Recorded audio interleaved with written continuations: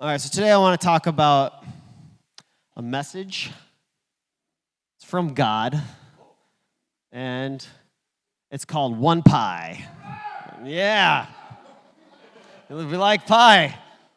You can tell the owner of something is who loves it most. And I think on Thanksgiving Day, Mr. Oberg is the owner of pies. 100%. Okay. Not yet. It's good to see all these GPA members. Yeah, we designed this Sunday for you. We really want to welcome you to our holy community, and seeing you all with your bright spirit and tan faces reminds me when I was on the program. Well, I didn't do GPA. I did 3 years of what's called STF. For those of you who don't know, it's a higher standard version of GPA. And Akira-san's cheering, so he knows. Not of this like vacation stuff you guys do. Oh, we went to Korea, we relaxed. You know. They told me I could see the country. They told me I could see the world. I saw the country. I saw Walmart in Tennessee. I saw Walmart in Arkansas. I saw Walmart in Texas, in every city of Texas. What's GPA? Grade point average. It's something you do at school. You should know. You're a student. No, Generation Peace Academy. For those that don't know, thank you very much. It's a program after high school where you take a gap year, 2 or 3 or 4, and you really have a time to focus on building your relationship with Heavenly Parent, understanding your faith, and kind of finding out who you are before you transition into the busyness of adulthood. I think we all kind of need a little GPA, right? Yeah. But yeah, I remember being in the program, remember being inspired, remember fundraising. It's tough. Raise your hand here if you've done fundraising training before. Yeah, a good amount. It's not easy. We used to think STF was struggling through fundraising. It's hard, I remember. But I always, and you live in a van. I tell that now. I go to business conferences, and they're like, tell me your story. I'm like, well, after high school, I lived in a van for 3 years, and I sold stuff on the street. And they're like, what? And it's crazy, like, you think you can be friends or know someone, but wait till you go in the van with them. It's a tight space. You don't have a lot of space. For me, I used to always want to sleep in between the seats, called the crack. I was a crackhead. And the reason I slept there is because it's the only time I could have my privacy. It's my own little world next to the crumbs of snacks on the ground. You know? Sometimes I'm a little hungry at night. You know, half a Cheez-It. It feels great. It tastes great. And yeah, but in the van, like, things could start to get on your nerves that you didn't anticipate. I don't know if you guys still use acronyms, but we used acronyms. Everything had an acronym. So like paper towel was PT. Yeah, right? And it's like, so the captain hit a bump and your Burial went all over, and you're like, oh my gosh. And you're like, okay, PT. Moss! Paper towel. I remember going fundraising. I eventually got humbled. One thing is if you feel like you have confidence, just go fundraising. You'll be humbled. But in the beginning, I had one singular goal: to beat all the sisters, the girls. Oh, and it would drive me crazy when I hear, I would sit there and think I did well. And then I just heard all these sisters' scores, results, and they're like 3 times what I did. And I remember I had one experience. I walk into a store, and I'm like, oh, hi there, hi. And I gave my presentation. I opened up the box. Ta-da! We had a box in those days. We didn't have, like, really cool product. We just had, like, seashell stuff you put in your windows. Hard sell. We did it, though. And I remember I open up, ta-da, and then this person just lights up, and I'm like, oh yeah, sale time. And then he goes, oh, I have those. I'm like, someone just came by an hour ago. And then my other thing, was it a girl? Yeah, very cute girl. So cute, Japanese. You're not so cute. And which one did he get? And then, of course, he got the biggest one. It was a sun catcher. It was of like a boat. I used to call it the holy ship. Yeah, holy ship. But amazing, amazing program. I mean, I've built my life from lessons I learned in those 3 years. Things I can, like success I've had in career, in family, in my relationships, I draw back to the lessons I learned when I was living in a van selling stuff on the street. But so often, when people leave the program, and for those of our community members, you can just tie this into any life of faith practice you have. But so often, when we leave the program, it's like we leave the world and our growth stops. Like that was life of faith training, but now I have to pay bills. Now I have to go to school. Now I have to do this and that. And we lose that momentum. We lose that fire. I've seen it again and again and again and again. And I think the reason is our mindset is off. So let's say life is a pie. So we have pies here. Mr. Oberg, you can have it after the service, okay? Just give me a few minutes. So let's say life is like a pie. I got blueberry and peach. Which one should we start with? All right, it's a pretty divided audience, but blueberry was louder. We'll do blueberry. So life is like a pie. So we're like, okay. Cut this pie here, and we're like, all right. Well, this is my time, okay? My time is like pie, and so this much will be for work or school or anything like that. Okay, I'm gonna make a mess because I don't want this to take too long. All right, great. So this is my amount of time and focus for school and work. All right, well, I have kids, so I got to give my kids some time here. Okay, so I give some time to kids. Okay, there, I got time for kids. All right. I don't know what kids are into nowadays, but maybe WoW, LOL, League of Legends, World of Warcraft, very important stuff here. All right, big chunk of time for that one.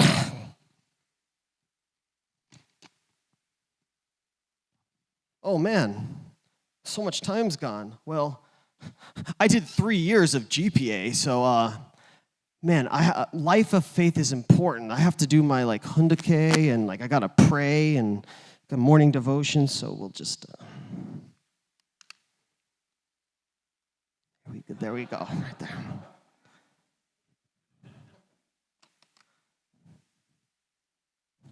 This is our life of faith right here.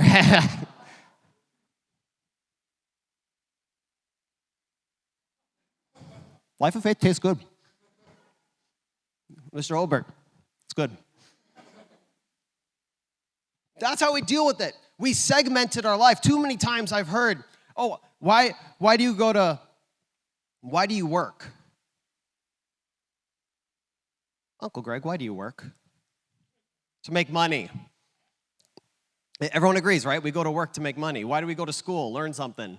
Why do we go to GPA? To build my faith. Why do we take a shower? Get clean. I don't know. Why do we spend time? Why do we play with our kids? To spend time with our family. We segment it and divide our time into pie slices. But the problem with that is I go to church to meet God. I go to work to make money, and that is false, you see? It's all one pie. Why? Basically, everything I do, 2 reasons. Number 1, to feel God's love. God's love is what makes us happy. I want to feel God's love, and number 2 is I want to practice true love. So I want to feel God's love and then resemble God. That's why we do everything. And everything is training for those two goals. You follow me? The problem is when we segment it, we miss the opportunities that God gives us chances to grow. One thing when you're on the program, why is GPA such an effective program? Because you don't have distractions. You can focus completely on your life of faith. But after we leave the program, we get busyness with life. Elder members, right? We get busy with life. You get busy with life? So busy. We get distracted. We miss the chance that actually God is still trying to guide and teach us all the time.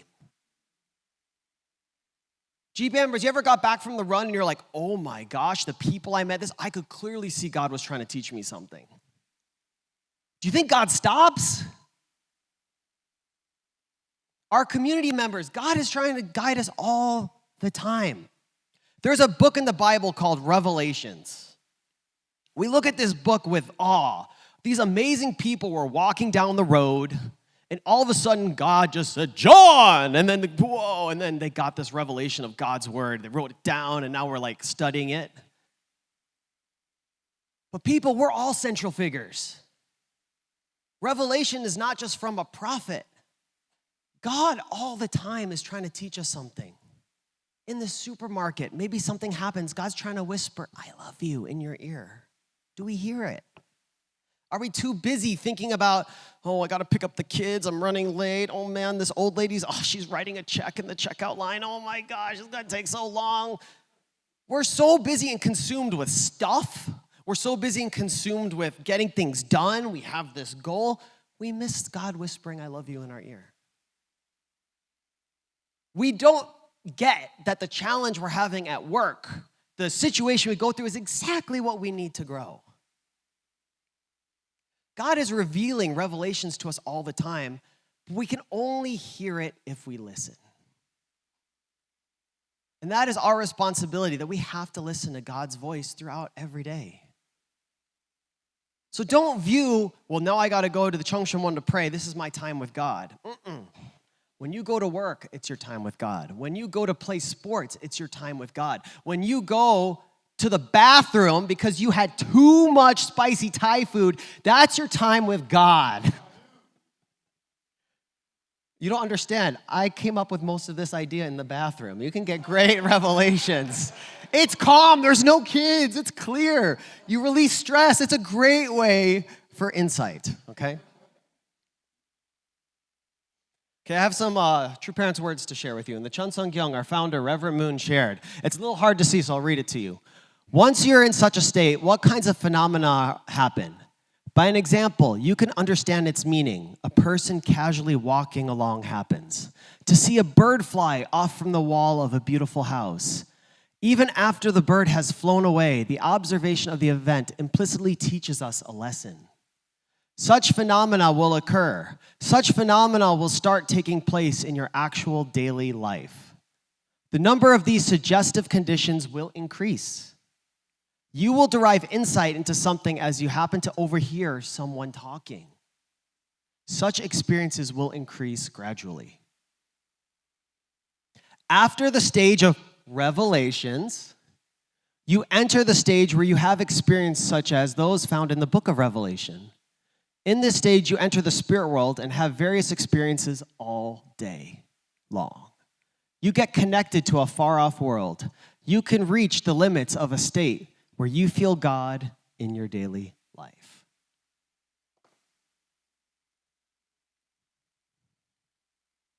I remember when I was fundraising, in the beginning, which I go by the price of Chipotle for inflation.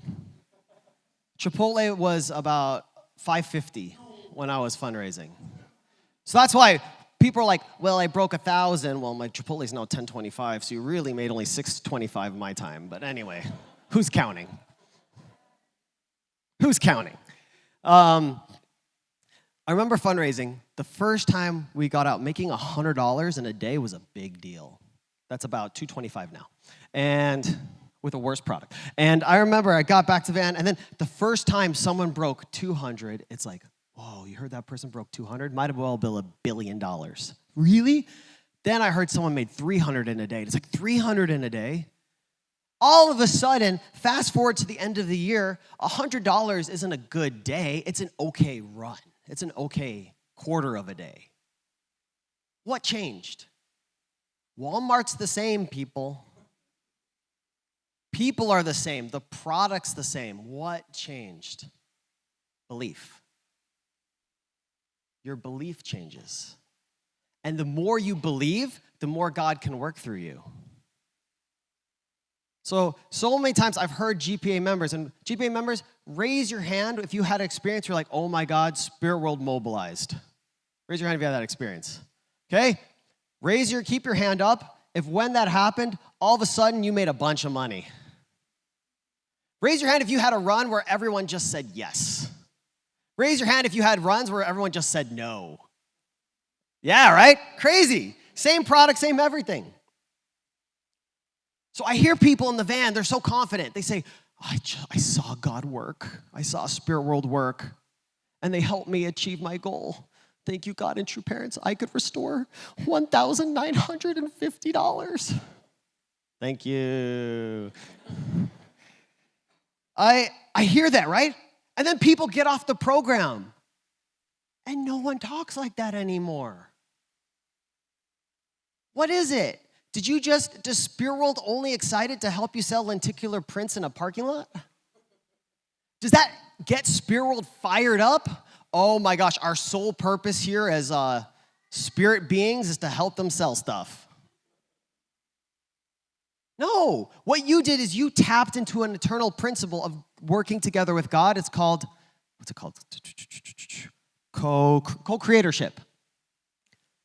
Where you set a goal and intention in your life, and then God, the universe, spirit world helps you to achieve it. And you learn because you tap into the principles. You learn to focus. You learn to not get affected by rejection. You learn to give instead of receiving. And then all of a sudden, magic happens. That magic doesn't stop. You tapped into a true principle. When I finished my STF program, I started to read books, Maximum Achievement, Think and Grow Rich. And they talked about people that were able to revolutionize and change the world. And they said, these are the spiritual principles they followed. And I'm like, holy moly, those are all fundraising principles. I don't think you even realize the gold mine that you're sitting on, GPA members.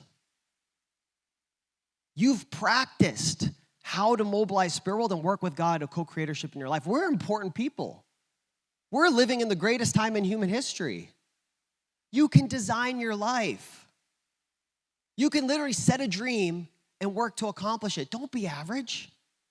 Don't get off the program and be like, phew, now time to work at GameStop. Play League of Legends 10 hours a day. Get to number 1 in the world. Actually, that's a pretty big goal. And if your dream is to work at GameStop, I don't hate on it. My point is, what's your dream? But push yourself. So many people, they view GPA as the time to meet God and work with God, but those principles can carry for the rest of your life. Go talk. We have a lot of graduates here. Go talk to them. They can tell you. I can see I've built my business and with my family and my relationships. Things are growing because it doesn't stop. God's still guiding me. God still brings people into my life to teach me a lesson. Our community members, when you leave this building, God's still reaching out to you, teaching you. You literally can sit down and write what your dream life is. How do you want to impact the world? What kind of life do you want to live? What kind of money do you want to make? How do you want your spousal relationship to be? How do you want your family to be? You have to set the intention. God, 95%, right? But God will do 95%, but he's waiting for you to set the intention. What you order is what you delivered. You reap what you sow. If you go to the drive-thru at McDonald's and order a 99-cent French fry, don't be upset when it's not a Big Mac. Get what I'm saying? If you plant corn, don't be like, yo, where's my asparagus? And what's going to happen is when you sit there and you start dreaming your life, when you leave this program, GPA, soak it up. Get all the training. It's a structured environment. It helps you to focus. It helps you to see God working. It helps you to see spirit world working in your life. But don't stop.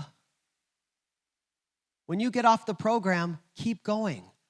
Set your intentions, set your goals. It's not as easy because in a run, it's really easy. It's 2 hours to fundraise. You can see it. It's there. But God, when he works in your life, it could be over days, weeks, months. But the principles are the same. And when you set your goals, I want to be president of the United States, I want to solve world, whatever it is, and you get excited and passionate, spirit world's going to be excited too. So thank God we don't have to just help them sell stuff in the parking lot. They want to help you live your life and be successful, impact this world. So to all our community members, realize God is guiding us every day. All our experiences are a chance to grow. And look for it. Have you ever had the experience where you're like, oh, I know you noticed a car, and if all of a sudden you notice that car, you start to see it everywhere? The reason is because that's where your focus is.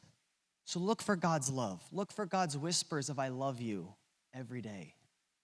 And you will see that you don't need that. You can grow here in our community. You can grow in the Junction. You can grow in these great environments, but you can take God with you and keep growing every single day.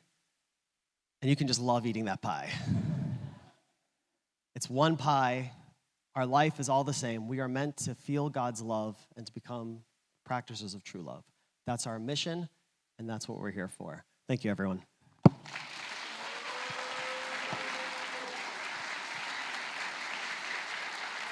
All right, join me in prayer. Our dear Heavenly Parent, thank you we could come here together as our holy community. We are special people. We just want to know how loved we are. Guide us so every person here can just feel how amazing they are, how worthy they are, how loved they are. Help them to experience the happiness and joy. We have so much stress in our life because we have to perform. We have our responsibilities, our duties, our daily goal. But help us that we can just feel that beyond, none of that matters. We are loved because we breathe. Help us to see that you are guiding us in every area of your life. Help us to be aware of when you're speaking to us, that through so many people, experiences, you're saying, I love you, I care about you, I'm helping you. Help us to have that awareness. Help us to become people that we can then take this love and be able to spread it to the world. Heavenly Parent, thank you that we could have this opportunity. Thank you for everyone to be able to be here in this room. I want to thank you, offer this prayer. In the name of Jonathan, Yuri, Jesper, Blessed Central family, and all our names too.